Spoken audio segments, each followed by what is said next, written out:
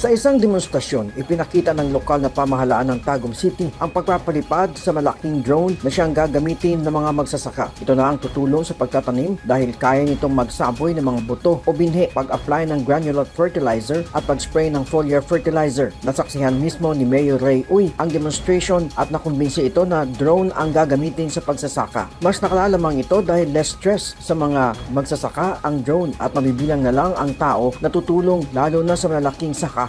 Ang makabagong teknolohiya sa pagsasaka ay makakatulong din sa pag-unlad at madadagdagan ang kita ng mga magsasaka. Ang City Agriculture Office ay siyang mamamahala sa drone na pwedeng gamitin ng mga individual at farmers association. Layunin din ng lokal na pamahalaan ng Tagum na matulungan ang kanilang mga magsasaka para sa mas mabisa at produktibo na pagsasaka sa lungsod. Peng Alinio, Newsline Philippines. Stay safe!